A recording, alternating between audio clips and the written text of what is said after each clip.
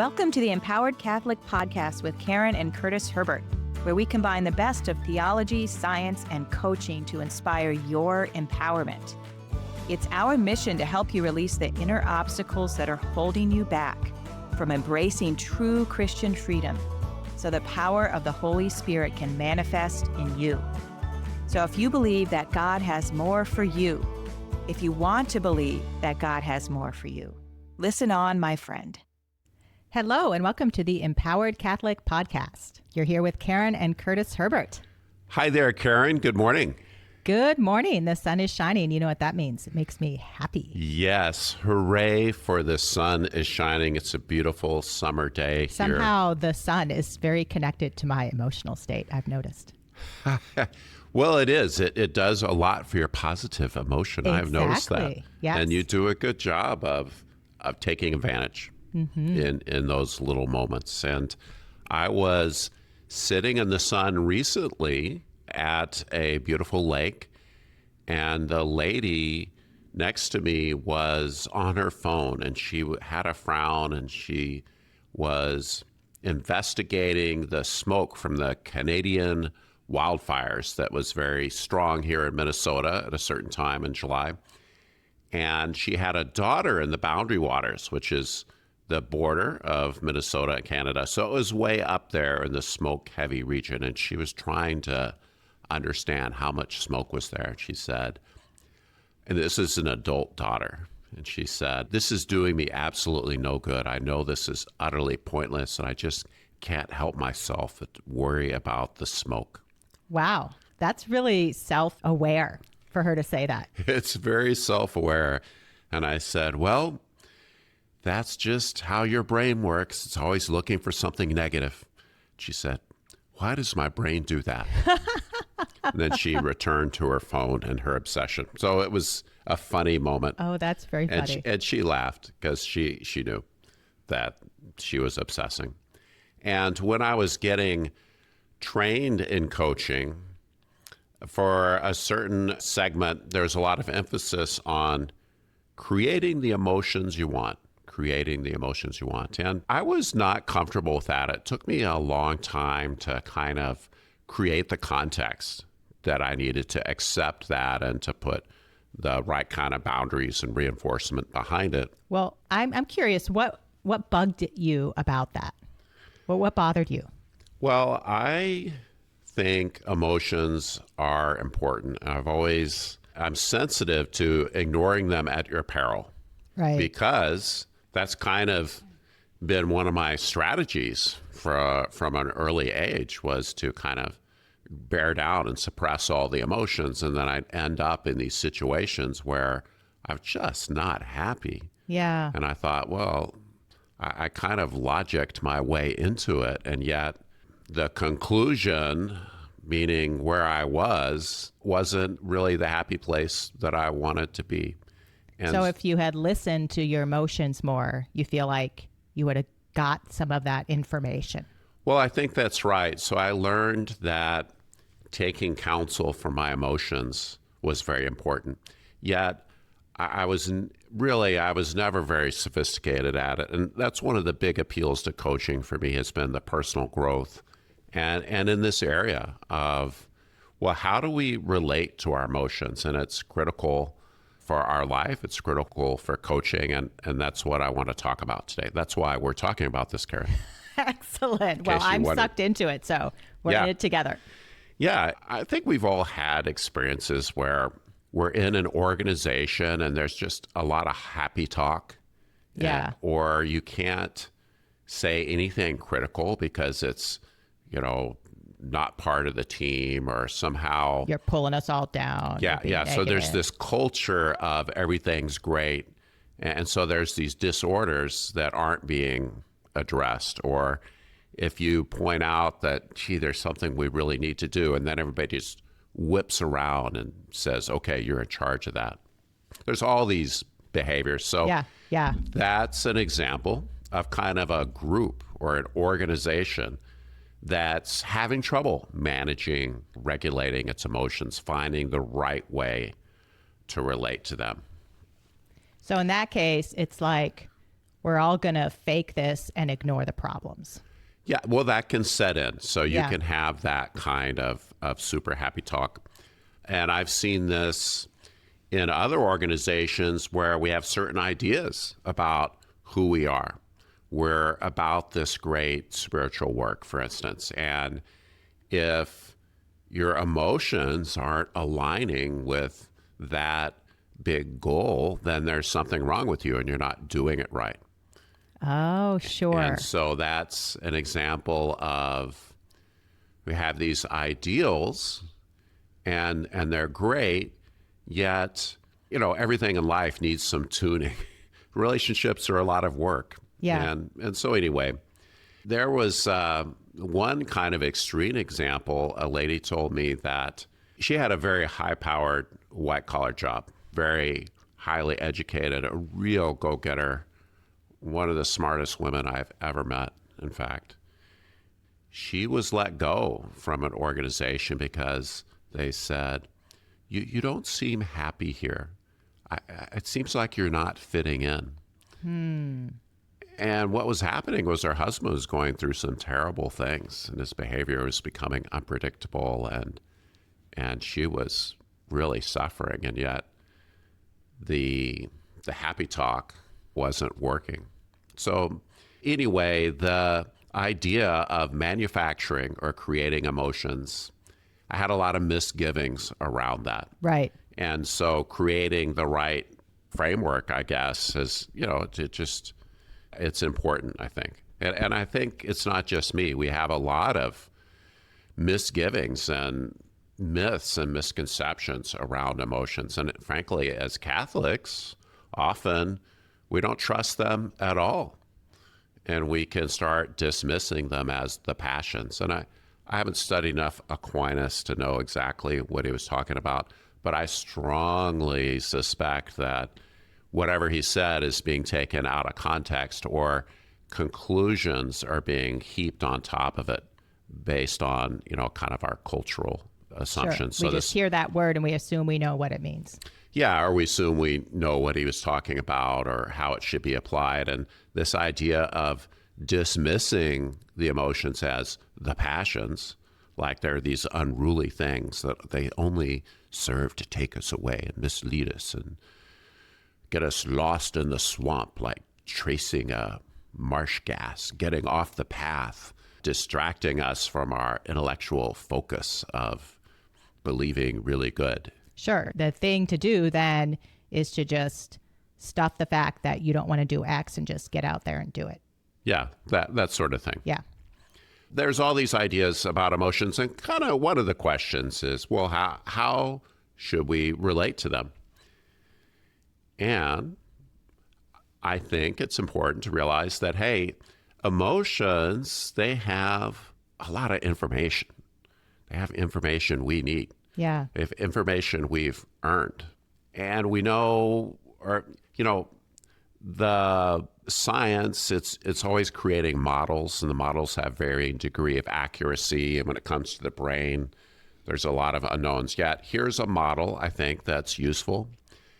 And we have certain ways of looking into people's thought patterns. And it's pretty safe to say that emotions represent a collection of certain experiences. Yeah. And this, I think, very true. And also, would you say the perception of those experiences and what they mean? Yeah, so there's a word for that, learned experience. Okay. So actually, psychologists, when they talk about learned experience, what they mean is, yeah, you've had these experiences, but what is it you internalized? What are the patterns that you created? Now, it's kind of a buzzword. Okay. And mostly when somebody's talking about learned experience, it's like, it's time to run for cover. Because they're about to tell you what you've learned or what those people learned from their experience. And now they're going to regulate your behavior. Okay, I'll file that away. But I digress. So yes, these emotional patterns, these emotions that come to you, they're representing a lot of experience. And we've internalized things that have happened. We've recognized the patterns. And we really want to get the benefit of that and not just suppress them and make them go away.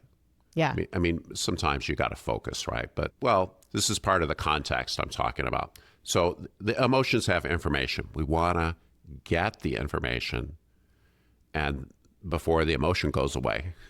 Okay. I almost feel like kind of what you're saying, Curtis, is that we're on this balance beam. And on the one side is the suppress and ignore trap. And on the other side, maybe is the wallow and ruminate without getting the information trap. Good point. And you're balancing this so that you're aware of the emotion, you're able to experience the emotion and allow yourself to have that experience, and also to perceive the learning and information that's in the emotion. So particularly if it's a negative emotion, you don't want to get stuck there and stuck in it like quicksand. Well, part of the balancing act is you do not want to be carried away by your emotions. And we've all had that experience. And rumination, that's an example of getting carried away with a certain kind of emotion. And it's great to think about our problems, yet often we think about them just so much and for so long and without moving ahead. Yeah, or think about it in one very particular narrow way. Yeah, one narrow way. Keeps us stuck. Or catastrophizing or replaying the past. There's a lot of ways to ruminate. Yeah. And it's marked by churning emotion and not making any progress. Yeah. The idea we have, I think, is we're trying to solve the problem, yet we're not solving the problem. We're not moving forward. And with rumination in particular, we simply have to set it aside.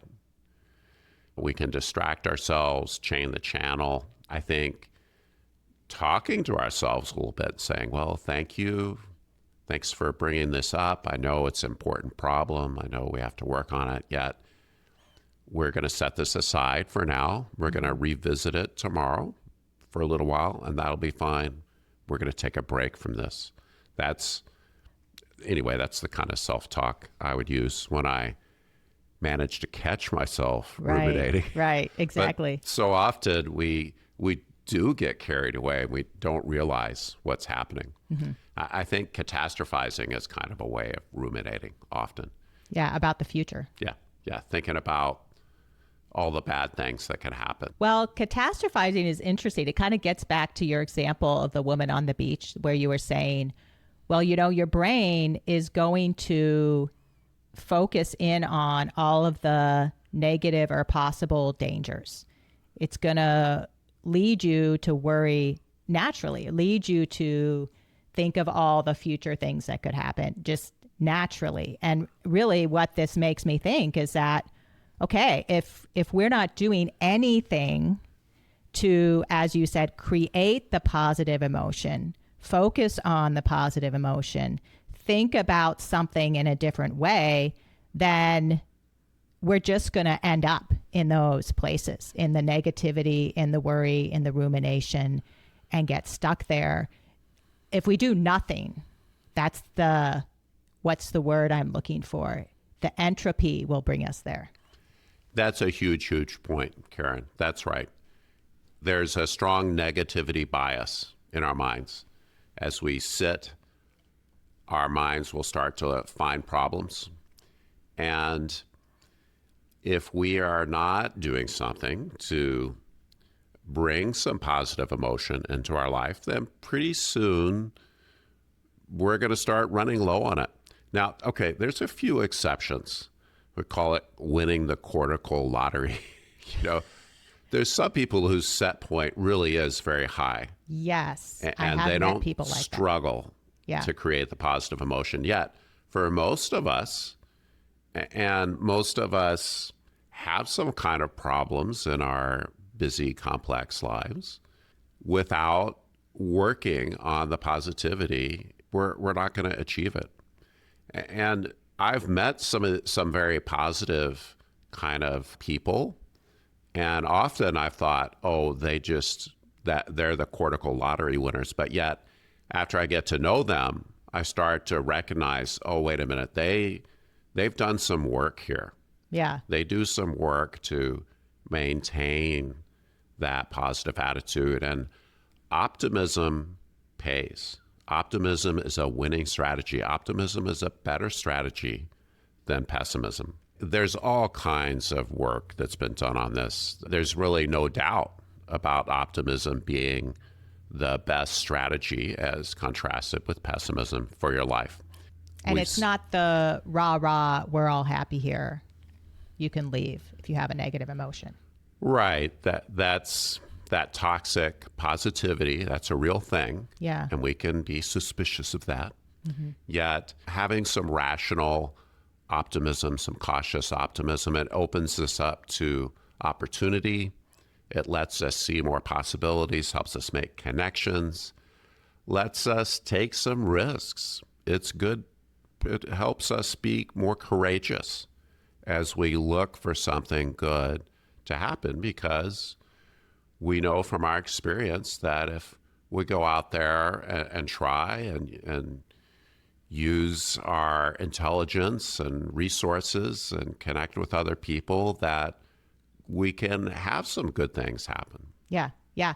So one of the things I'm thinking is that a lot of the approaches we use in our coaching, Curtis, are very helpful for creating a new kind of creative, optimistic outlook on life, which some studies show or indicate actually means you do have more positive experiences in life because you're looking for them, and you're more likely to create them when you're in that framework. Oh, absolutely. Absolutely, yes. The optimism opens you up, and pessimism, it starts to shut you down, closes you off to opportunities, and often it turns people off, and you don't get the help you need. Yeah. I'd like to make just a very practical example that's coming to me. That's something that happened to me recently. So I was with this group of people. We were working, and we were creating some talks around the theme of hope, which, if you've listened to this podcast for a while, you know is one of the big themes of this podcast is hope. And I just mentioned something that I think, because I've been in the coaching world for so long now, it doesn't seem like some big revelation to me. And yet I found that the people around me found it as a very practical reality. And so this is just an example of one of the things that we help our clients come to in coaching. Oh, well, I'm curious about this. Yeah, tell us more. Yeah. Well, I was just sharing that, one element of hope is being able to ask the right question about what it is you're experiencing. And there's a difference between when you're having an experience, especially if it's challenging or giving you some difficulty. A lot of times we want to be like, well, why is this happening? What's the point of this? Why is the universe against me currently? Or why is God giving me this suffering? Whatever it is. And it can be very small, right? Your car breaks down. You're super late when you're on a flight and you get home at 2 a.m. Or it can be a very big thing. Like there's a severe illness in your family, and it's a big struggle to see why this is present. And we can start to say, why is this happening to me? What's the point of this? And it just leads us to feeling very unpowerful, like there's nothing we can do, like we don't have any control over the situation, like it's terrible, and we can avoid it, or we can come against it in an aggressive way. But we're asking why, instead of asking the question, how, which is, how is this beneficial for me? How is God going to work in this reality and transform it? How can I cooperate with God and the Holy Spirit in the midst of this to bring about God's kingdom. How am I going to grow? How are you going to grow? How are all the participants going to grow? How is God's plan and love going to be manifest in this? And it's a different approach to a situation, and it changes how you feel about it because you're asking a different question. And I really, when I saw the reaction of people to that, I was very moved by the difference that it made. That's a really great example, Karen. Thank you. And it reminds me of hanging out in Coachland. And by this, I mean going to one of these long trainings, and you're surrounded by people from all walks of life. Yet this idea of the universe is trying to teach me something is it's a common thing you hear. And it's remarkable to listen to these people that are not really Christians, or they're Christians on the weekends or what have you, have this incredible faith in the universe. And they're describing these tough things happening in their life. And they're saying, oh, I wonder what the universe is trying to tell me. And they're expecting something good from it. It was very convicting, very convicting to listen to them kind of school me in what it means to hope. So you are like, oh, this is what it looks like if I was trusting more in God. Yeah. What if I had hope like that? What if I trusted like that?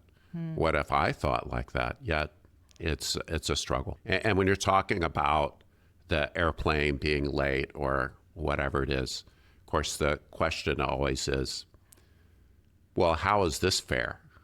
Somebody should do something. Yeah. Somebody should do something about this. Yes. Somebody who's not me. Who should I be pointing the finger at? Yeah. And that's our natural tendency. That's that negativity bias. Karen, maybe that's the big takeaway, is to ask the question, how can I respond to this situation? Yeah. How can God act through this? How is God going to act? How is he going to transform this? How can I participate and embrace the experience in a positive way?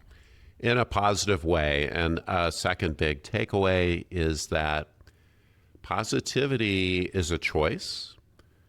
We can pursue it to the good. We can pursue it. It's going to be good for us. It's going to be good for the people around us. And it's a more powerful choice. We're going to get better results. And let's reach for this kind of rational positivity, and let's regulate our emotions so that we get the information without them running over us. Great. And listeners, if you'd like to learn what we know about this and how to get there, by all means, reach out to us at empoweredcatholics.com, and we'll see you next week. Thank you for being here with us this week. Visit our website at empoweredcatholics.com to learn more about us. And remember, as Pope Francis says, God comes to break open everything that keeps you closed in.